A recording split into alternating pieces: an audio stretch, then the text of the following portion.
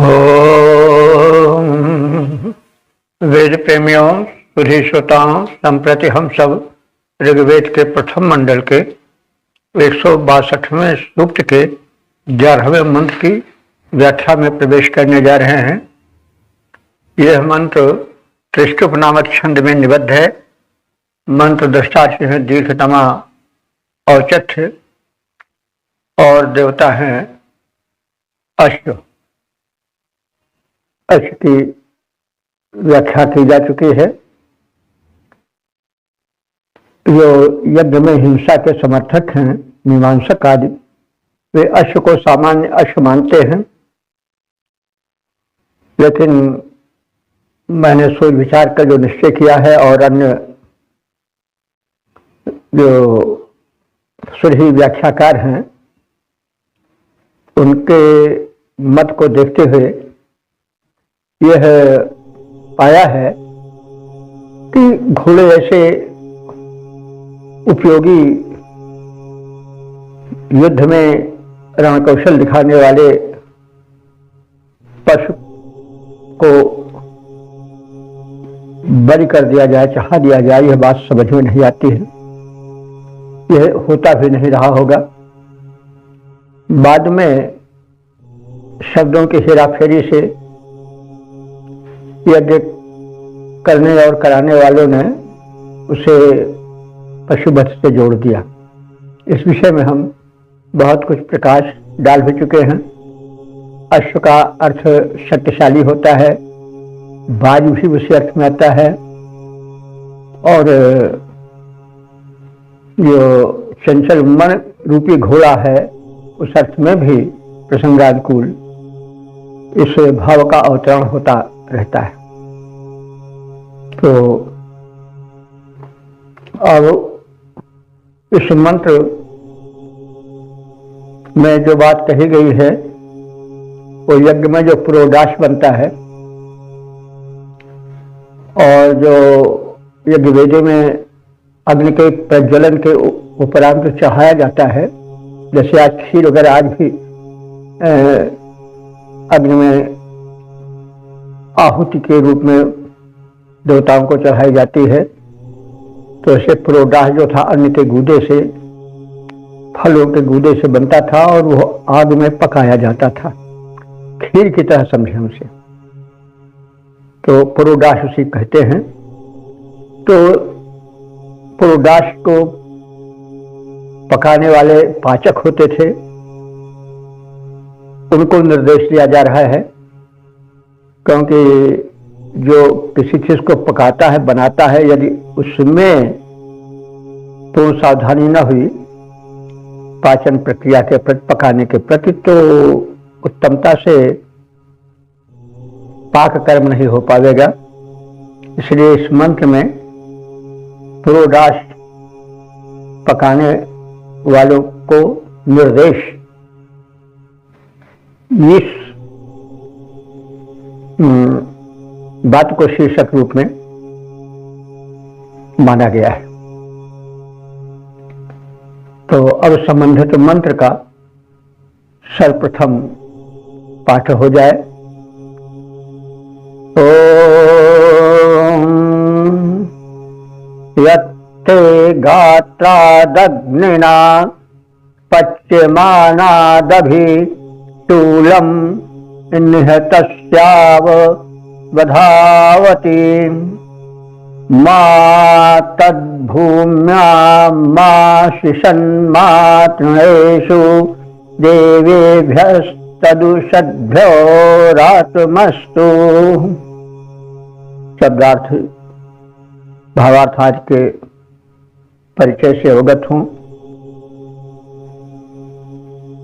पाचकों को निर्देश दिया जा रहा है कि ते तुम्हारे शूलम, शूल की तरह कलछुले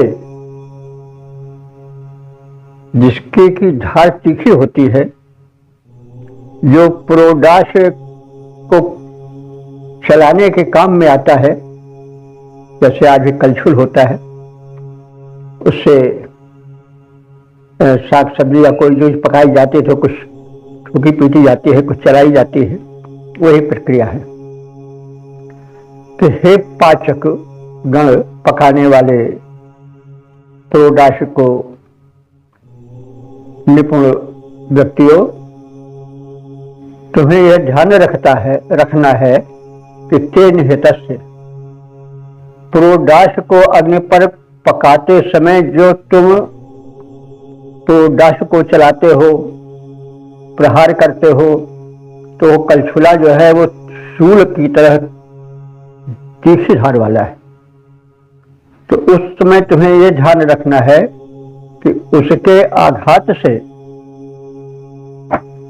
खंडित हुआ जो पक्वान्न है वह अवधावत इधर उधर छिटकने लगता है, तो वह इधर उधर छिटक करके भूमि पर न गिरे। तद भूम्या मां आशिष्यत, उसको भूमि पर न गिरने दो, क्योंकि छीन जाएगा उससे वो। मातृणेषु, जो युद्धस्थल पर कुशारित्र बिछाए गए हैं उन पर भी वह न गिरने पावे, क्योंकि गिरने पर भूमि में गिरी वस्तु जो है वो अपवित्र मानी जाती है, क्योंकि शुद्धता उसकी उतनी नहीं रहती जितनी पात्र में रहती है, तो वो छीजने न पावे। तो पकवान या पुरोडाश जो पकाया जा रहा है देवताओं को समर्पित करने के लिए, उसको हे पाचकों, हे पकाने वालों, रसोइयों, तुम जो तीखे कलछुले से प्रहार करते हो चलाने के दौरान, उससे अन्न जो अवधावती इधर उधर उछल करके, इधर उधर छिटक करके भूमि पर गिर जाता है, वो भूमि पर न गिरने पाए। और वह मातृणेषु, मां माने मत, तृणेषु माने तिनकों पर भी न गिरने पावे, व्यर्थ छीजे नहीं। उषद्भ्यः देवेभ्यः रातम अस्तु, क्योंकि वो पुरोडाश के इच्छुक देवों को समर्पित किया जाना है, इसलिए उसमें छीज न हो और भूमि पर गिरने के कारण उठाने से कुछ अपवित्रता न आने पावे। आदि बातों का ध्यान तुम्हें रखना है। तो हे पुरोडाश आदि पकाने वाले पाचक गण, अग्नि में पुरोडाश को पकाने के समय जो तुम कलछुले को चलाते हो, उससे कुछ प्रहार करते हो, पुरोडाश को ठीक से गल जाने के लिए, दुग्ध से मिल जाने के लिए, तो इस प्रक्रिया में उस पकाए जाने वाले पुरोडाश का जो भाग भूमि पर गिर जाता है उछल करके, अथवा तिनकों पर फैल जाता है, यह कार्य न होने पावे। यानी पुरोडाश छिन्न भिन्न न होने पावे, वो सुरक्षित पके और पवित्रता से पके, उछल कर छिटक कर इधर उधर न गिरने पावे, भूमि पर या तृण पर गिर करके वो छीजे नहीं। तो वो पुरोडाश, जो पुरोडाश के परम प्रेमी इच्छुक देवगण हैं, उनका वो प्रिय भोग है, वो किसी प्रकार से अपवित्र या छीजने न पावे, वो उनका प्रिय भोग भाग बने, ऐसा मेरा निवेदन है या सुझाव है। इसका पद रूपांतरण देखें। हे पाचक गण, इसे ध्यान में कृपया लाएं। पुरोडाश जिसको पकने के हेतु चाहे, उसे चलाते समय ध्यान में यह रखना है, पाक कलछुल आघात न भू पर गिर नहीं पाए। पुरोडाश देवों का अति प्रिय खाद्य खास है, भू पर गिर कर व्यर्थ न हो, करना प्रयास है। तो हे पाचक गण, इसे ध्यान में कृपया लाएं। पुरोडाश जिसको पकने के हेतु चढ़ाए, उसे चलाते समय ध्यान में यह रखना है, पाक कल छुर आघात न भू पर गिर नहीं पाए।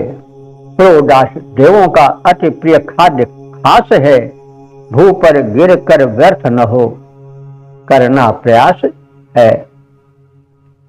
ओम वेद प्रेमियों, सुधी श्रोताओं, संप्रति हम सब ऋग्वेद के प्रथम मंडल के 162वें सूक्त के 12वें मंत्र की व्याख्या में प्रवेश करने जा रहे हैं। यह मंत्र या ऋचा त्रिष्टुप नामक छंद में निबद्ध है। मंत्र दृष्टा ऋषि हैं दीर्घतमा और चथ्य, देवता हैं अश्व। इस मंत्र का शीर्षक है पुरोडाश के पकते समय उसे देखने वाले, उसकी खुशबू का आनंद उठाने वाले, प्रसाद रूप में पाने की इच्छा रखने वाले धन्यवाद और प्रशंसा के पात्र हैं। अब संबंधित मंत्र का प्रथम पाठ हो जाए।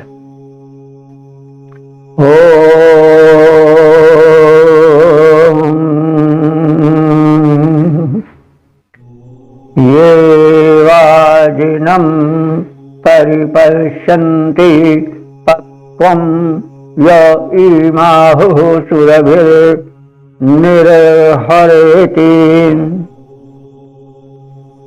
ये चारवतो मांसभिक्षामुपासत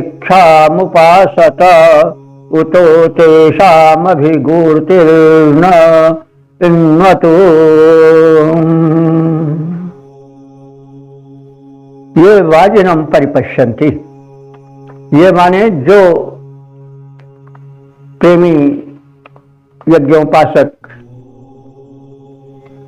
गण वाजिनम पक्वम, वाजिनम माने बलशाली बलदायक, पक्वम उस पकाए जाने वाले पुरोडाश को परिपश्यन्ति भली प्रकार से देखते हैं, उसका निरीक्षण करते हैं। ये इत्याहु, और जो लोग ऐसा कहते हैं कि इम सुरभि निरहर, अरे इस पकाए जाते हुए पुरोडाश की सुगंध तो बड़ी ही आकर्षक है, मन को मोह लेने वाली है, जो ऐसा कहते हैं। ये अर्वतः मांसम भिक्षाम उपासते, जो लोग अर्वतः माने इस बलशाली पुष्ट पकवान रूप में तैयार किए जाने वाले पुरोडाश के मांस की भिक्षा करते हैं। देखिए मांस शब्द यहाँ पर है। अब जो यज्ञ में पशुवध के कायल लोग थे, उनके लिए तो मांस मांस है, लेकिन मांस का अर्थ गूदा होता है। अन्न का गूदा, गेहूं का, चावल का, फल के भी गूदे होते हैं। इन सबसे पुरोडाश प्रसाद रूप में बनाया जाता है, देवताओं को चढ़ाया जाता है, अग्नि में डाला जाता है और अग्नि के माध्यम से देवताओं को मिलता है। सब आप जानते हैं, क्योंकि अग्नि जो है वो देवताओं का मुख बताया गया है। अन्न जो कुछ हव्यान्न में डाला जाता है वो अग्नि के मुख में डाला जाता है और उसी के माध्यम से देवगण भी पाते हैं। इसलिए अग्नि को देवताओं का मुख भी कहा गया है। तो खैर, तो जो इस पके हुए पुरोडाश के गूदे वाले भाग को, यानी उसके कोमल भाग को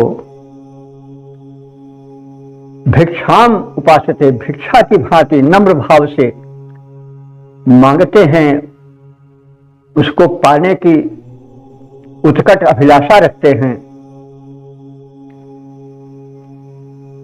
फल के गूदे से बने यज्ञ भोग प्रसाद की याचना करते हैं।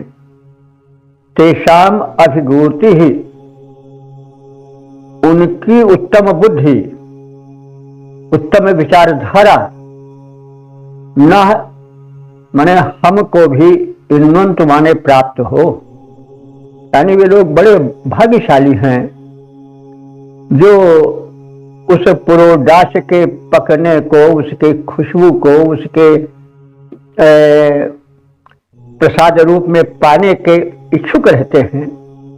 वो भाग्यशाली हैं, धन्यवाद के पात्र हैं, और हम सब चाहते हैं कि हमें भी उन्हीं जैसी बुद्धि प्राप्त हो। इस प्रकार से जो पुष्ट अन्न से निर्मित पकाए जाते पुरोडाश को देखते हैं, उसका निरीक्षण करते हैं, जो पकाए जाते समय पुरोडाश से निकलने वाली सुगंध को आकर्षक करके उसकी प्रशंसा करते हैं। वाह, क्या कहना है, बड़ी अच्छी सुगंध आ रही है, जो ऐसा कहते हैं।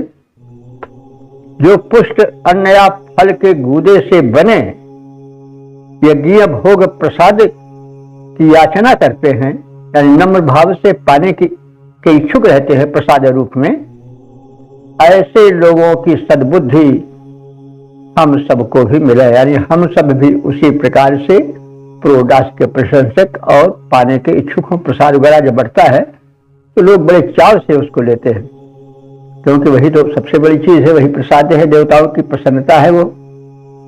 तो प्रसाद पाने के इच्छुक होना मनुष्य का कर्तव्य है। प्रत्येक शुभ विचार वाला धर्मनिष्ठ ऐसे प्रसाद के पाने का इच्छुक हो, प्रशंसक हो, सहयोगी हो, आदि आदि भाव है। अब इस मंत्र के पद रूपांतर पर भी दृष्टि डालें। जो पुरोडाश देखा करते, जो पुरोडाश देखा करते, जिस प्रकार जिस समय पकाया जाता है, जो पुरोडाश देखा करते जिस समय पकाया जाता है, उसकी सुगंध अतिशोभन है, यह कहकर जो गुण गाता है।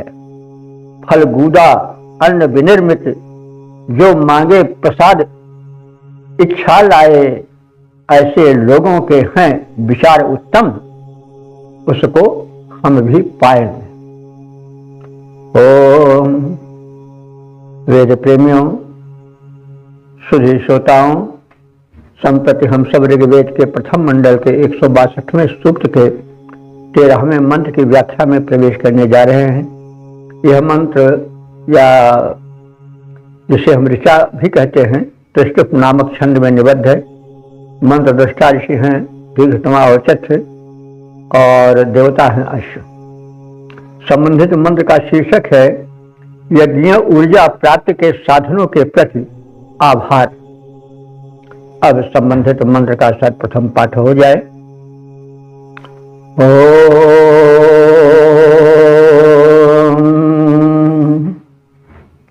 यन्नीक्षं मांस पचन्या उखाया या पात्राणि योष आसेचनानि ऊष्मया पिधाना चरूणामंकाः सूनाः परिभूषन्तस्वम्।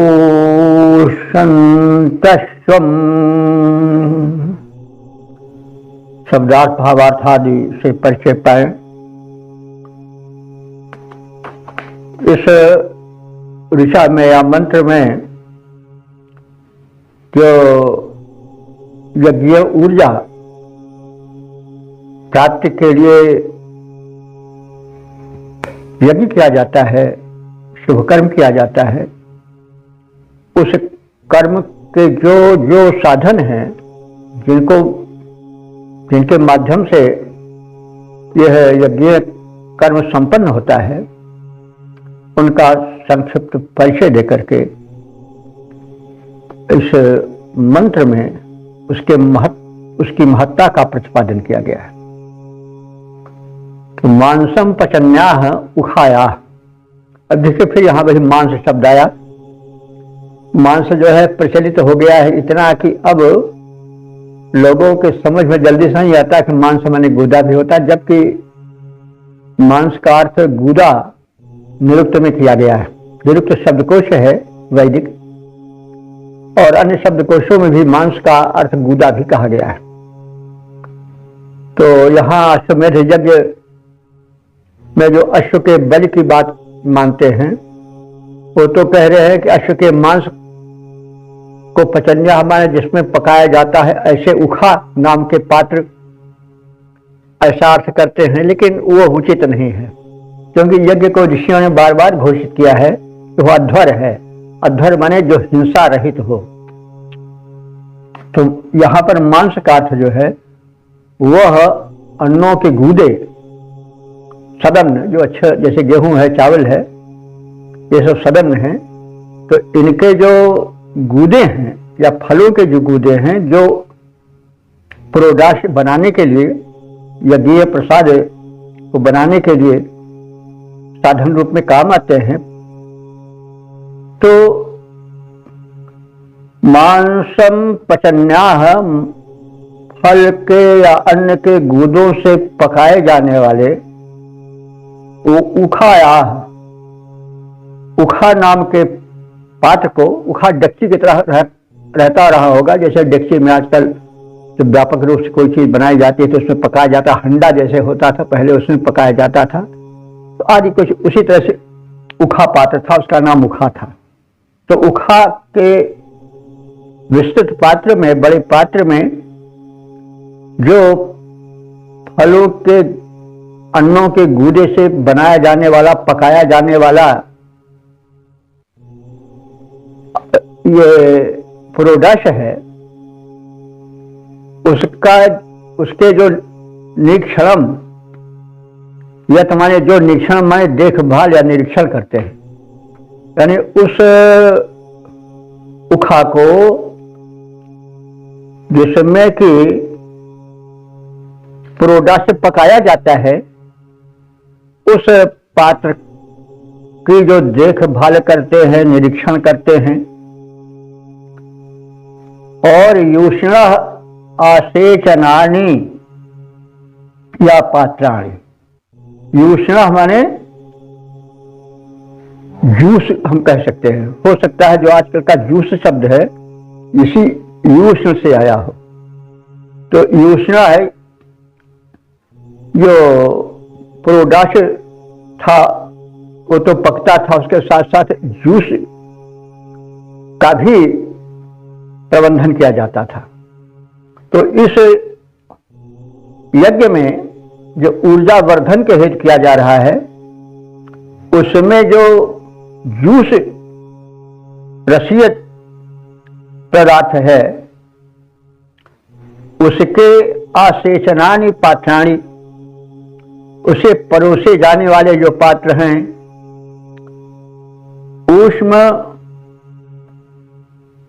ऊष्मल्या अपिधाना, और जो ऊष्मा माने पकाते समय वो भाप की गर्मी निकल ना जाए, इसलिए उस उखा पात को ढकने के लिए जो ढक्कन प्रयोग में आते हैं, जैसे ये तो हम सब जानते हैं, देखते ही हैं कि भाप बाहर निकल न जाए, उसकी गर्मी बराबर बनी रहे, इसलिए कोई ढक्कन उस पर डाल दिया जाता है। वही बात कही जा रही है कि जो पकवान या इस पुरोडाश को पकाते समय भाप न निकले ताकि अच्छी तरह से गल जाए, यह पुरोडाश पकते समय, तो उस पर जो अपिधाना माने उसको रोकने वाला जो एक ढक्कन लगा रहता है, उसको जो देखते हैं, निरीक्षण करते हैं, देखभाल करते हैं, संभालते हैं। चरुणाम अंका टूटा, चरुओं को काटने के साधन की जो छुरी आदि है, वो चरु जब बन जाता है तो जब गाढ़ा हो जाता है कुछ ऐसा रहता होगा, उसको काटने के लिए छुरी भी रहती रही होगी, जैसे कोई चीज जमाई जाती है बना करके हलवा आदि के रूप में, तो एक छुरी से होती है, उसको काट करके बर्फी की तरह टुकड़े बना लेते हैं। वही बात कही जा रही है कि उस ठोस हो गए जो पुरोडाश है, यज्ञीय प्रसाद है, उसको काटने के लिए जो छुरी है उसको, और ये सब पात्र जो कहे गए हैं, साधन बताए गए हैं, ये सब अश्वम परिभूषण की। अब अश्वम तो जो सामान्य अर्थ लगाते हैं सीधे सीधे वो अश्व से अश्वमेध यज्ञ कर देते हैं, अश्वमेध यज्ञ की शोभा है, उसकी शोभा बढ़ाते हैं। लेकिन यहाँ अश्व से तात्पर्य है यज्ञीय ऊर्जा, अश्व ऊर्जा का बल का प्रतीक है। तो ये सब पदार्थ जिनको अभी गिनाया गया है, यह सब यज्ञीय ऊर्जा की शोभा बढ़ाने वाले हैं। तो जो यज्ञीय ऊर्जा यानी जो ऊर्जा शक्ति प्राप्ति के लिए यज्ञ किया जाता है, शुभकर्म किया जाता है, उसकी ये जो पात्र हैं वो शोभा बढ़ाने वाले हैं। अर्थात अन्न और फल के गूदे से निर्मित पुरोडाश को पकाए जाने वाले पात्र, जिसको ऊखा कहा जाता है, उनकी देखभाल करने वाले लोग, जो रस रूप में रखे जाते हैं और परोसे जाते हैं वे पदार्थ, और उनको सुरक्षित रखने वाले पात्र, पकाते समय भाप को उड़ने से रोकने वाले ढक्कन, और चरुओं को काटने के साधन छुरी आदि जो हैं, वे सब ऊर्जा प्राप्ति के लिए होने वाले यज्ञों की शोभा है। यानी ये यज्ञ को सुशोभित करते हैं, इनको देख करके प्रसन्नता होती है, प्रोत्साहन मिलता है, और यज्ञ की परिपूर्णता के सूचक है ये सब जो गिनाए गए हैं पात्र। तो अब हम इसके छंदोबद्ध रूप पर दृष्टि डालें। अन्न और फल गूदे से जो चारू, अन्न और फल गूदे से जो चरु बनाए जाते हैं, चरु का अर्थ भी वही प्रोडाश होता है। प्रगटे अगेन चरु कर लीन्हे, मानस में भी कहा गया है कि जब राजा दशरथ यज्ञ करा रहे थे, पुत्रेश यज्ञ हो रहा था, तो उसमें अग्नि जो है वो अपने हाथ में चरु माने वही पुरोडाश प्रसाद रूप में लेकर प्रकट हुए, और उसी को रानियों को खिलाया गया, कौशल्या आदि को, तो राम आदि संतानें उत्पन्न हुई। तो चरु माने भी वही पुरोडाश होता है। तो अन्न और फल गूदे से जो चरु बनाए जाते हैं, फिर जिन पात्रों में रख करके ये चरु पकाए जाते हैं, वे ढक्कन जिनके रख देने से भाप न बाहर जा पाए, रस जिनसे परोसे जाते हैं, वे पात्र मनोहर मन भाए, चरुओं को काटे जाने के साधन जो छुरी आदि आती, वे सभी वस्तुएं अश्वमेध की शोभा है मानी जाती है। तो अश्वमेध को आप वही यज्ञ ऊर्जा वाला प्रदान करने वाला अर्थ समझें। अश्व माने घोड़ा होता है, लेकिन अश्व इसलिए कहा जाता है कि उसमें ऊर्जा होती है, भागने की, तीव्र गति से दौड़ने की, जल्दी वो हाँफता नहीं है आदि आदि। तो शक्ति संपन्न होने के कारण उसको घोड़ा कहा जाता है, जैसे घोड़ा हो गया आंखों पर। तो अश्व, तो वही अश्व शक्ति का प्रतीक है। तो अश्व का नाम भी इसीलिए पड़ता है कि उसमें बड़ी शक्ति होती है, ऊर्जा होती है। तो यहाँ पर उसका है यज्ञ ऊर्जा के लिए यहाँ पर अश्व आया है। ये सब अश्वमेध यज्ञ, यानी जहाँ ऊर्जा की प्राप्ति के लिए जो यज्ञ किया जाता है, उसके ये सब मनोहर साधन हैं, और जिनकी चर्चा इस मंत्र में हुई है। ओम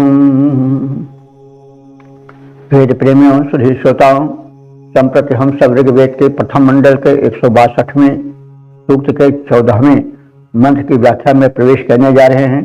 यह पंथ त्रिष्टुप नामक छंद में निबद्ध है। मंत्र दृष्टा ऋषि दीर्घतमा औचत्य हैं, देवता अश्व हैं। अब हम इसके शीर्षक को जानें।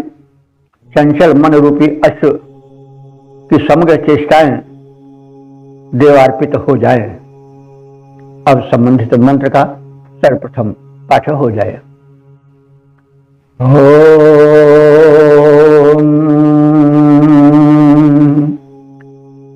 निक्रमणं निषदनं विवर्तयन्तीव यतनम यच्च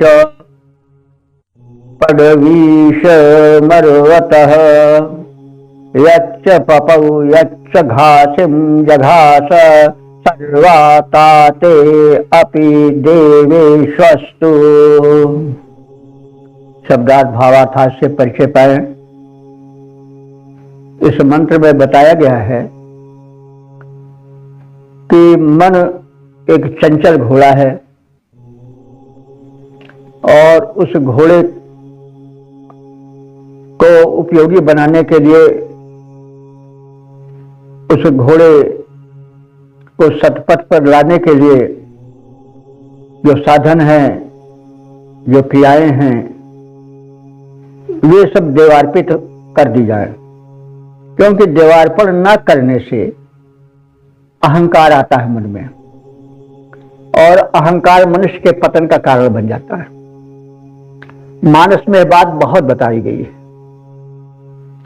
नारद को अहंकार हो गया, काम को जीतने का उनकी बड़ी दुर्गति हुई, आप सब जानते हैं मानस प्रेमी। इस प्रकार से वो जो गरुड़ को एक बड़ा भारी अभिमान हो गया कि अगर हम न जाते तो नाग फांस से मुक्त ही न हो पाते लोग, तो वहां पर भी उनको नीचा खाना पड़ा। तो पब्बे से, काकभुसुंडी से उनको रामायण सुनने, राम कथा सुनने से उनका उद्धार हुआ। उनको वो प्रायश्चित रूप में करना पड़ा। तो अहंकार व्यक्ति को गिरा देता है, और यह मनुष्य में बड़ी दुर्बलता होती है कि उसकी उपलब्धि कुछ हुई नहीं कि बस वो गर्व से भर जाता है और समझने लगता है कि मेरे समान और कौन है, मैं सबसे बड़ा योग्य हूं, मैं सबसे बड़ा महान हूं, मुझसे बड़ा बुद्धिमान और कौन है। ये सब मानवीय दुर्बलताएं हैं जो पतन की ओर ले जाती हैं।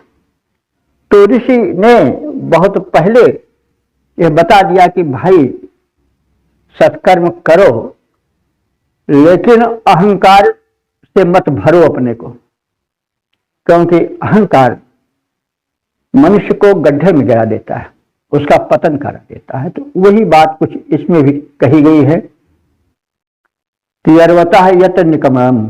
अर्वतः कहते हैं बलशाली मन रूपी अश्व का जो निकमम माने निकल कर तीव्र गति से भागना है, यानी जो उसकी चंचलता है, मन कभी टिकता नहीं है, चंचल अश्व की तरह, बलशाली अश्व की तरह भागता रहता है। तो उसके भागने को भी आप भगवद अर्पण कर दो। यत करो सदस्नाशी यत जुहोश ददासियत यत तपस्या कौनते यत तत्कुरुष मदर्पणम। जो कुछ करते हो, जो खाते हो, जो पीते हो, जो उपलब्धि है तुम्हारी, उस सबको तुम ईश्वरार्पित कर दो। अपनी दुर्बलताओं को भी, अपनी सबलताओं को भी, सफलताओं को भी ईश्वरार्पित करो।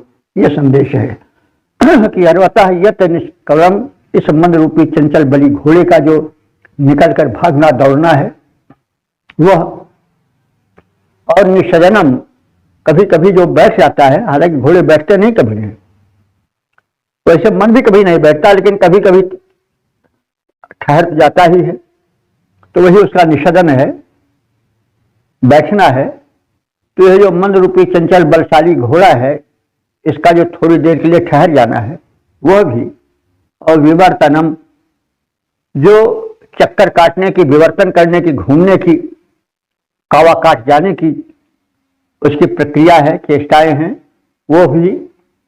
और पडविषम, जो उसके बंधन है, घोड़े को छाना बजाता है, तो जो विचारों के बंधन हैं, सद्विचारों से जो मन को रोका जाता है, उन सबको भी। यच्च पपौ, और जो घोड़े ने खाया पिया है, यानी जो आहार उपदेश आदि का लिया है मन रूपी घोड़े ने, यत घासिम चज, घास, और जो घास उसने खाई है, यानी जो उसने सद्विचारों सदुपदेशों का आहार लिया है, के यत्ता सर्वावेश, सारे के सारे देवेश वस्तु, देवताओं को अर्पित कर दिए जाए, सबका देवार्पण हो जाए। तो यज्ञ कर्म में लिप्त, यानी उत्थान की ओर उन्मुख मन रूपी जो अश्व है, उसका चलना, भागना, दौड़ना, बैठना, घूमना, फिरना आदि जितनी क्रियाएं हैं, चेष्टाएं हैं, विचारों के जो बंधन हैं, वे सब के सब, और जो वो आहार करता है सद्विचारों का, सद्व्यवहारों का,